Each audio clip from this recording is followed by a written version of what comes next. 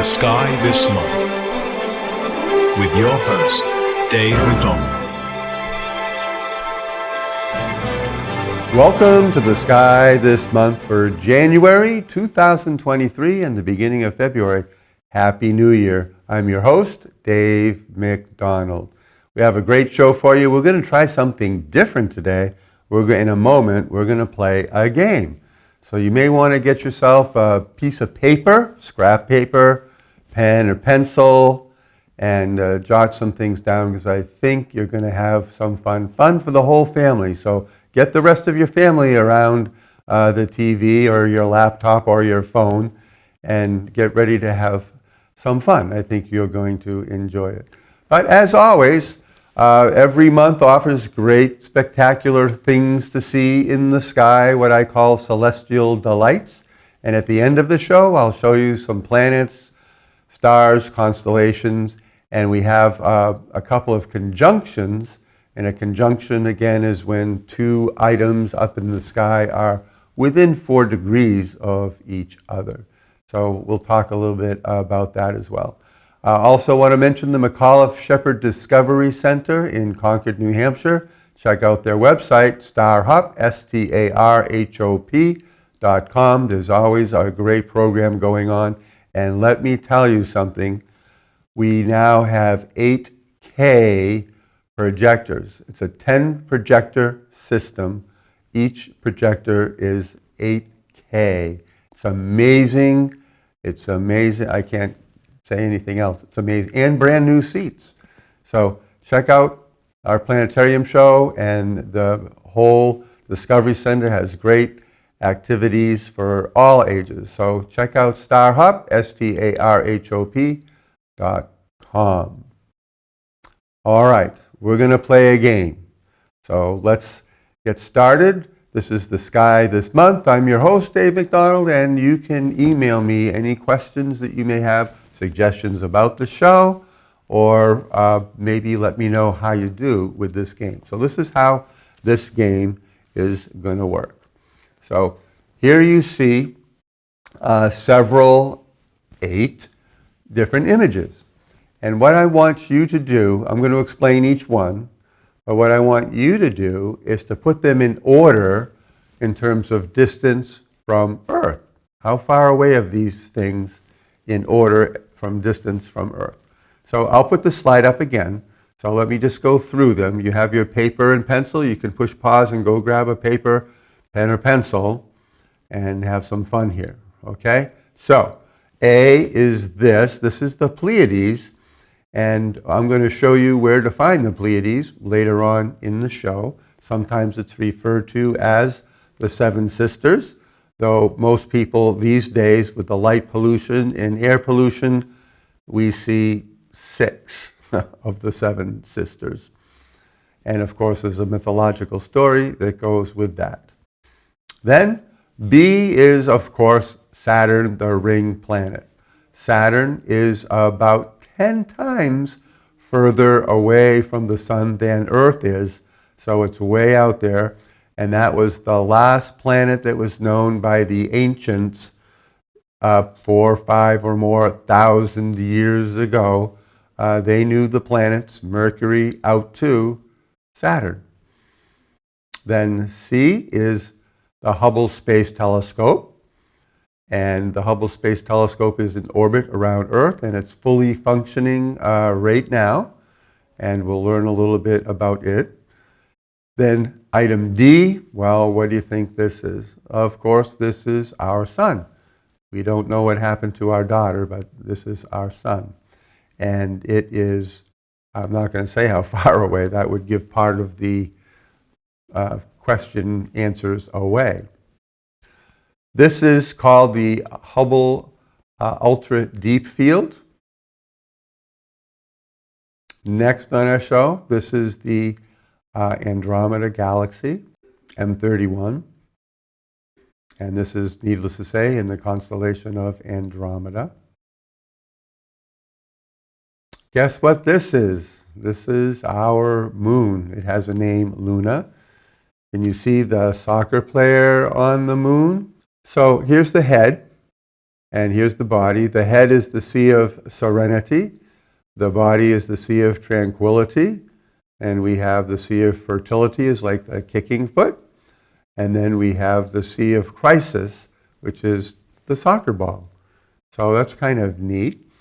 We'll get back to that. So in the scale of what we're talking about, where is the moon? So that's G. And then H is this item right here.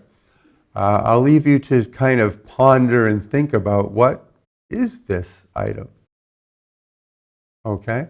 So I've explained each one of the items to you. I'm going to wait about 15 seconds, but I'll let you pause so you can look at these images that I've explained and put them in order. Which one of these, A, B, C, D, E, F, G, or H, which one is the closest to Earth? And then each one further and further away till you get to the item that's the furthest away of all 8 of these. So take a moment, pause if that's helpful, and write down the letters in order of distance from Earth. The first one you write down will be the closest to Earth, and the 8th letter you write down will be the one that's furthest from Earth.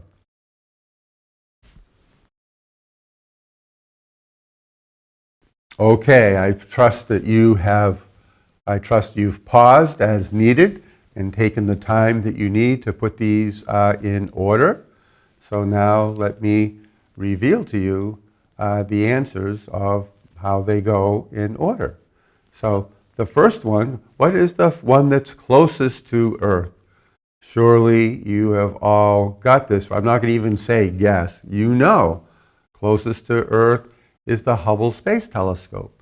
It's orbiting about 400 or so miles above Earth. It's in orbit around Earth. Unfortunately, we no longer are able to service the Hubble Space Telescope.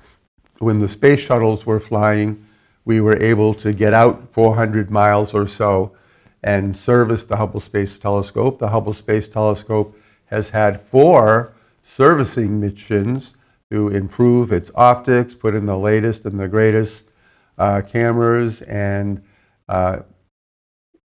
instruments, spectrometers, such like that.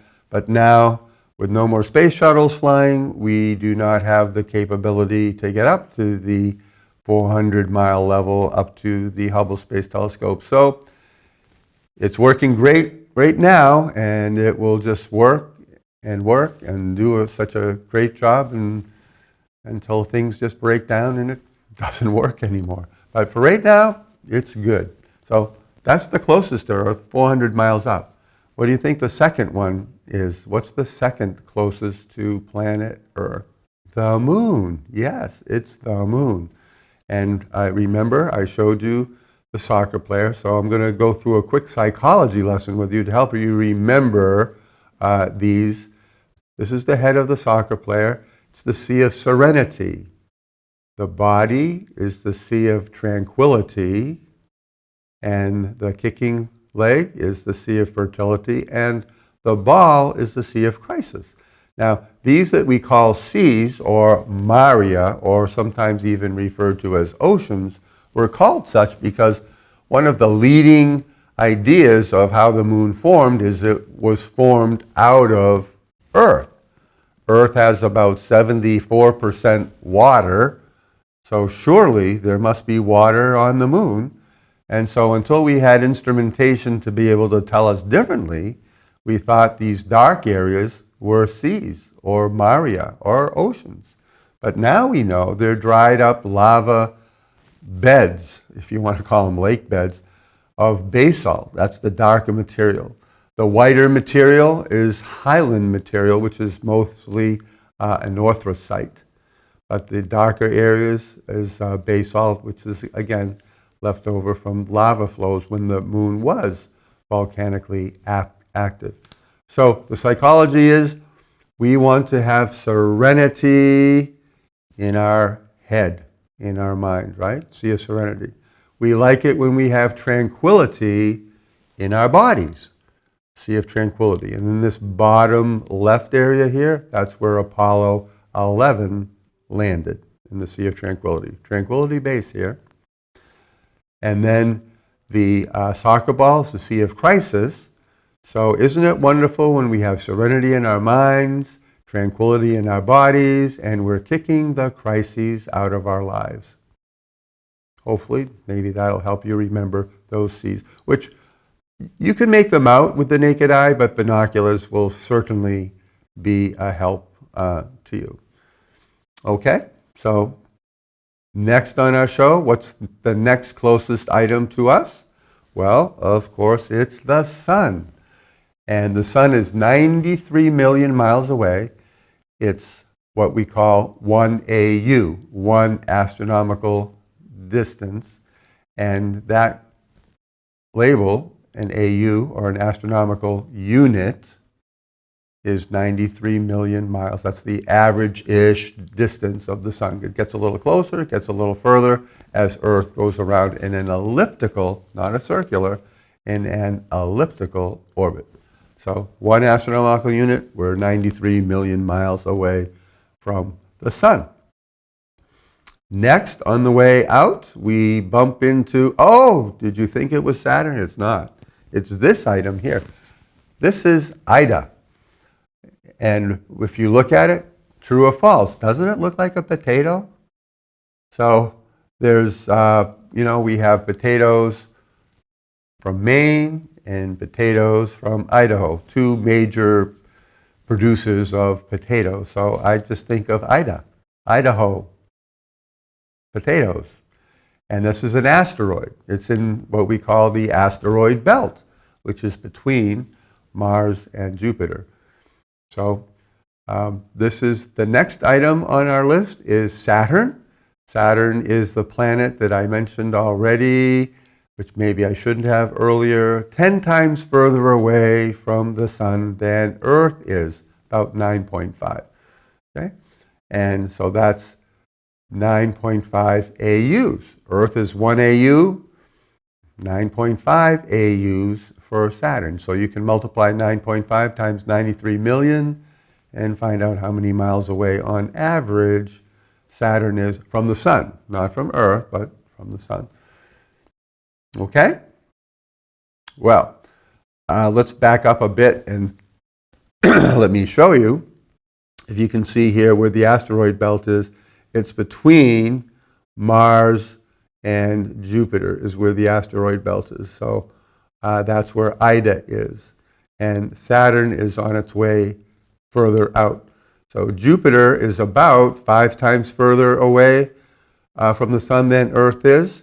And Saturn is almost twice as far away from the sun as Jupiter is. It's not as big in the planetary body part, but with the rings, it's similar in size to Jupiter. So anyway, the asteroid belt is about 2.8, roughly, AUs out. And that's where Ida is in the asteroid belt. Many, many, many asteroids. Some of the larger ones have common names. Next, after Saturn, on our way out in the distances here, we come to the Pleiades. And the Pleiades, as I mentioned, is sometimes referred to as the 7 sisters, of which we can basically see 6 now. So this is 1, 2, 3, 4, 5, and 6 is over here. The 7th one that sometimes can be seen is right above it under ideal conditions, and we can resolve that with our eyes. But I haven't met anybody who these days, with our light pollution and air pollution, have been able to see. I have rumors of people out west where it's darker, clearer, crisper, away from the cities that can see 7, and I've heard of people seeing even more than 7. So this is the Pleiades. The Pleiades is about 400 light years away. And so this is an image of a galaxy. We cannot take an image of our own galaxy because guess why? We're in our galaxy. So we don't have the capability to get out of our galaxy and look back and take a picture like this. So this is another galaxy far, far away. But the thought is this is similar in nature to ours. So if this was our galaxy, and you see the central bulbs of all the stars that are in the middle, our solar system is about 2/3 of the way out from the center, or about 1/3 of the way in towards the center. And you can see our solar system and the Pleiades, relatively speaking, because our galaxy is 100,000 light years across. That's pretty big. So 100,000 light years across, the Pleiades is a mere 400 light years away. So going the speed of light, it would take 400 years to get there. How fast is the speed of light? You hear that thrown around a lot. Well, it's 186,282 miles per second. So basically, you could go around the equator of Earth more than 7 times in a second. It's crazy. It's really fast.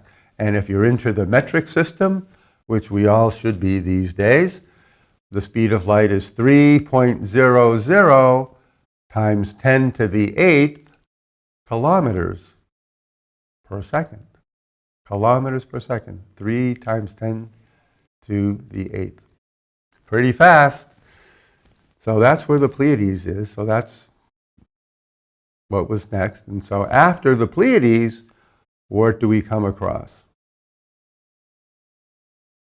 F is the Andromeda Galaxy. It's a galaxy far, far away, as I mentioned. Maybe I gave you too many hints earlier when I was talking about the images.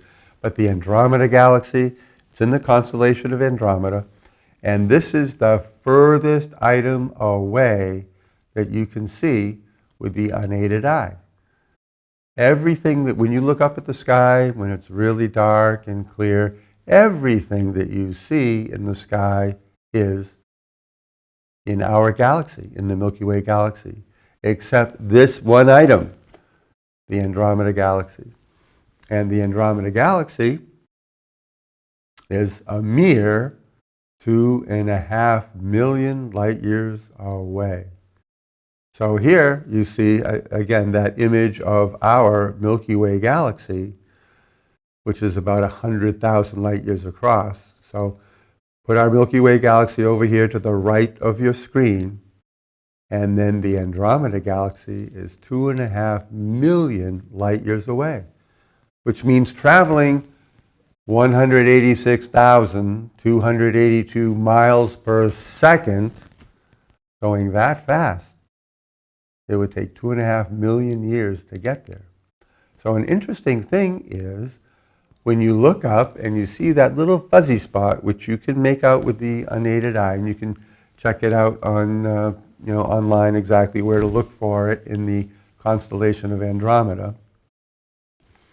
You're not looking at it the way it looks right now. You're looking at the way it looked 2.5 million light years away, when you consider how fast light travels and how far away the galaxy is. Now our sun, we had up earlier, well, our sun is 93 million light years away. And so, again, when you look at the sun, and don't look at the sun without eclipse glasses or through the proper solar filter that might be on your binoculars or on your telescope. A proper solar filter is required to look at the sun. Number 14 welding glass will do the trick. But anyway, when you look at the sun safely, you're not looking at it the way it looks right now. You're looking at it the way it did look about 8.5 minutes ago. Because it takes about 8.5 minutes for the light from the sun to reach Earth, traveling at the speed of light. The moon that we talked about is about 1.25 seconds. So if you went outside and you flashed your laser pointer at the moon, and don't do that if there's any airplanes around, but if you point your laser pointer at the moon and click it, that laser beam will get to the moon 1.25 seconds later. It's kind of neat. Distance is, it's kind of like time travel. So we have our Milky Way galaxy. The Andromeda galaxy is 2.5 million light years away. And it's a great view through a telescope, by the way. So what comes after the Andromeda galaxy? E is the Hubble Ultra Deep Field. Now, this Hubble Ultra Deep Field was taken with the Hubble Space Telescope in a portion of sky that is equivalent to holding a dime at arm's length. And if you were to look at Roosevelt's ear at a dime held at arm's length, behind that tiny piece of sky was this image. They thought it was an area of sky that was basically empty, but it turned out that there were tens of thousands of galaxies in that place. Isn't that amazing? The answer is yes. So that's as far away as the numbers go. So that's number 8 is E, the Hubble Ultra Deep Field, showing every point of light you see except for the starburst that's kind of in the middle. But every dot, right, the larger ones, you can kind of say look like galaxies. And this is not artist work. This is an actual photograph. But every pinpoint of light, every dot is a galaxy, not a star. Isn't that crazy? So, how did you do? Did you have all 8 of them in order? 1, 2, 3, 4, 5, 6. How did you do? Write to me, Dave McDonald, AstroMan, NH, at gmail.com, and I'd love to know how you made out. How many did you get right? Please let me know. And again, you can feel free to ask any questions that you'd like to along the way. So where would you put this one? Now, I didn't show this to you earlier. Some of you may recognize it, some of you may not. This is the WMAP, the Wilkinson Microwave Anisotropy Probe. Image this. And this is the boundary of our universe, what we can see. So whatever else we might have put up for slides, this is the furthest away. Well, I hope you had some fun. We're going to take some time now and talk about the night sky, show you some planets, some conjunctions, some stars in the night sky. So I hope you had fun doing that. And let's take a look at what you can see up in the night sky from your own backyard. Well, let's talk about some neat things that you can see in the sky. We're going to look towards the west just after sunset, January 21, 22, and 23. Kind of a neat treat here. As I step aside, I reveal Saturn and Venus. We call this a conjunction because they're well within 4 degrees of each other. And I'm not going to go through each day, but this is January 21st. Again, we're about 5:20, 5:30 or so in the evening. Not long after sunset, but you want to catch them because obviously they're so close to the horizon, but it's worth a view. And if you can check it out all 3 days, January 21, 22, and 23, this is the 21st. On the 22nd, they're even closer. They're almost on top of each other, Saturn and Venus on the 22nd. And then the 23rd, Saturn will be about the same distance, but towards the other side of Venus. And so don't miss that. That is January 21st, 22nd, 23rd. After sunset, around 5:20 to 5:40 is your window of opportunity. But you can see you need to have a low horizon, and it may be worth taking a drive to go somewhere. And then up in the sky, as you look up, you can see Jupiter. And so that's kind of a bonus. And if you have binoculars, that's neat. A small telescope, you'll be able to see this 4 Galilean moons, Jupiter. So we're going to stay with the same night, and we're going to take a look. We're going to shift to looking south. And as we look south, this is January 21st. This is around 8 o'clock or so, January 21st, and you can see Orion. We remember last month we talked about the winter hexagon and the stars that are part of the winter hexagon. So when you look at Orion, you see the main three stars, Al-Natak, Al-Nalam, and Mintaka. Mintaka means belt in Arabic. If you take those three stars in Orion's belt and you go downwards, down to the left, you come to Sirius, the brightest star in the night sky in either hemisphere, north or southern hemisphere. And if you take those three stars in Orion's belt and you go upwards, you end up at Aldebaran. Aldebaran is the eye of the bull. It's an orangish star, and maybe you can see this V shape. That V shape is called the Hyades, and that's the face of the bull. And we have a bonus because right along, going a little further from Aldebaran is Mars, the planet Mars. And I love it when I look at the planet Mars because I think about the fact we have a rover Curiosity up there. It's been up there for over 10 years. We have the rover Perseverance, which we're coming up on the 2-year anniversary of it. This stuff up there doing science, and we have the Mars Reconnaissance Orbiter orbiting Mars.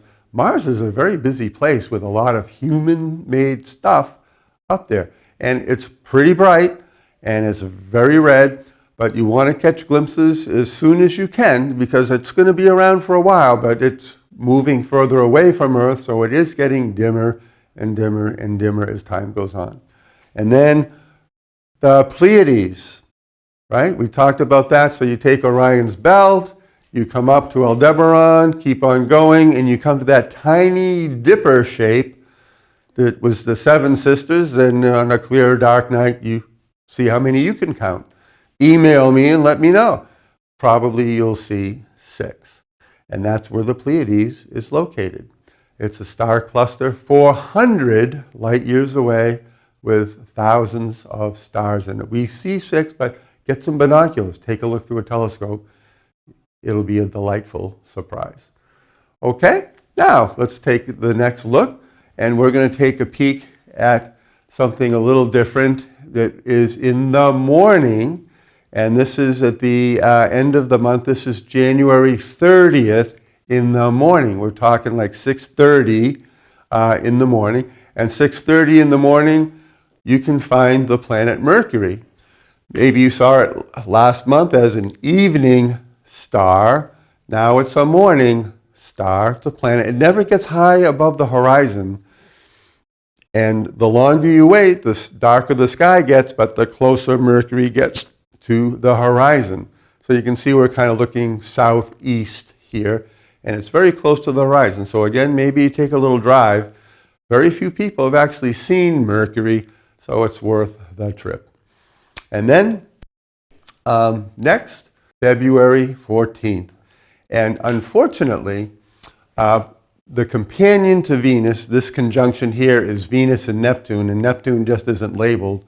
But if you can remember February 14th, and we'll mention this again next month's show, but I want to get it on your calendar. Neptune is too dim to see with the unaided eye, which is one reason why it's not labeled here. But if you have binoculars, you'll be able to see Neptune. And it's hard to find, but we have the guide of Venus right handy to be able to find Neptune. Next month, I'll give you a little more detail about exactly where to find Neptune. And again, this is February 14th, and of course, Jupiter not far away. Venus is continuing to make its way away from the horizon, so it's going to be getting higher and higher into a darker and darker sky as the next months go on. So that's our show. Hopefully you had some fun, you've learned some things, and you can go out and enjoy the night sky, find some planets, find some stars and constellations, and have a good time. I'm your host, Dave McDonald, for The Sky This Month.